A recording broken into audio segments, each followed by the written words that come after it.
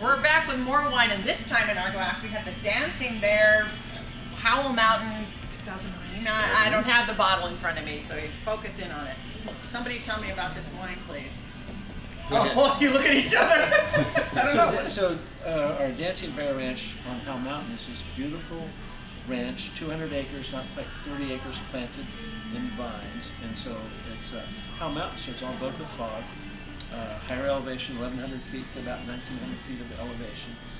What makes it is the different soil types, the different elevations, the different sun exposures, because we have a little called the micro vineyards spread out all over this mountainside, and then the different varieties. And so typically it's Cabernet Sauvignon, Cab Franc, and Merlot in the line. There's no Merlot. So. I knew we forgot something. They say that the bear got all the Merlot in 09. So it's this gorgeous, big, black Cabernet blend. It comes, we have a separate trade dress for it because we think it's this outstanding vineyard that over the years will become very collectible. Beautiful. And how far is Howell Mountain from like your tasting room? 20 minutes. So you got a tasting room up there? No, there's nothing up there. There's nothing up there? Go on a hike. A hike? You have to go on the hike.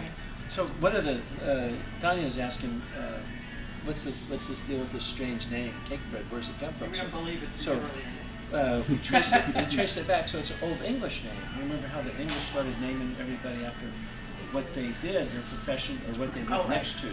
So what you live next to explains all the people that are named Wells and Gates and Streeter and churches, and what you did explains all the tailors and the smiths and the shoemakers and the bakers. And so we figure we were this close to being baker cellars, but our guy must have only known how to make this one recipe. Cakebread. So cakebread turns out it's a round loaf of dense bread, very much a peasant bread. So we trace it all the way back to 12th century England, and that's what it is. And so if our guy could have made scones or muffins, anything else, we would be baker sellers. But now we're cakebread. You've capitalized on these limitations. My maiden name is Hammond, and my father's from England. So all I can think of is, we were big hams back then too. I don't think there's any other connection. You're not going to bother with that one. I want to ask Tanya about wine at 661 because she is like the main person for Cakebread Cellars out here. So what do you got on the shelf if I came in here after we leave and we take this wine with us?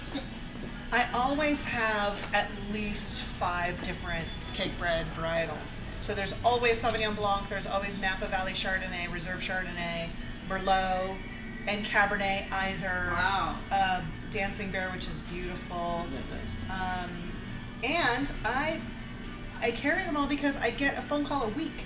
Okay. Do you have it? Do you have it? Do you have this? And you have the 2 tastings? I have 2 tastings a year, 2 Cakebread Cellars tastings a year. And people, it's probably my busiest tasting. Thank you very much. Okay, now back a to me. fist pound with Dennis Cakebread. Stop it. See, when I found out when Dennis and Bruce were coming down for my birthday today, Happy birthday. I thought that, thanks for the hat. You're welcome. I thought, where would we meet? It was the only person I could think of was Wine 661 Tanya's place because she does this, she's loyal to them, she advertises it, you market it, you Facebook tweet it, and send out newsletters when she has these tastings, and she prices it really reasonable, and she probably throws in some treats to go with it. What are those treats? No treats. I'm buying wine, so. Cupcakes. That's wine661.com. No, I really did for this occasion. It's their 40th anniversary and it's Eve's birthday, so I made Cakebread Chardonnay cupcakes with lemon berry.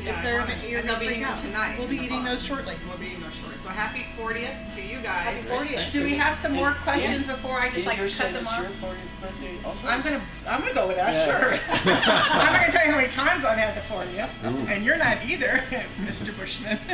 I have a very basic question, and knowing about wine, why wine? I mean, I read the story about how it was your father who went through and was a photographer and was taking photos and liked a piece of land and said if you're interested in selling it, let us know, and got a phone call that evening. Was it the land? Was it the wine? Why wine? Those people were friends of our grandparents that had lived across the street from them. They had retired up to Napa, And so as kids, we had gone up there and chased their cattle and played with their dogs and stuff for years and years. My dad, so the family business was actually auto repair that my grandfather started in Oakland, California in 1927 as he moved in from the farm growing almonds out in the Delta near Brentwood. So my dad, we grew up with wine on the table. We always had an interest in wine, mostly Bordeaux. And so then as he was up taking pictures for this book, which is even a more obscure story, he just happened to mention to Jack and Helen, oh, if you ever want to sell this, give me a call. They go, oh, we're old, we're not that old. But by the time he got home that night, drove home to Oakland again, they're on the phone and they said, well, we want to sell it to you. They had no kids, they had no other living relatives, and they were just kind of trying to pass it on, but really they just wanted someone to start working at and redeveloping it. So my dad bought it, and then we started planting grapes, and then while we're waiting for them to grow, you get the wine bar, because we had been up in Norman Min's basement, helping him make You wine. just said Norman Maines, like Minnie. Oh, I'm thinking Bates Motel, what? Norman, whatever. Okay, No, go it was ahead. this nice, eclectic, eccentric gentleman. Okay. He needed some young guys to schlep all the button boxes, and his cellar door was a little bit low, and so we started making wine up there, and then lo and behold, here we are 40 years later. Pretty good. True American success story. It's a nice life, though, right? Very much. It's every day, you get to make wine in Napa Valley, and so you kind of pinch yourself every morning, kind of like, wow, look at this.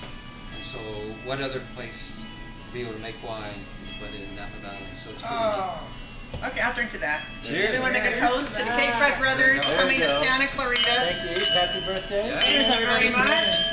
And we're gonna drink some more Boss, you can off engage. camera. Cheers. Cheers.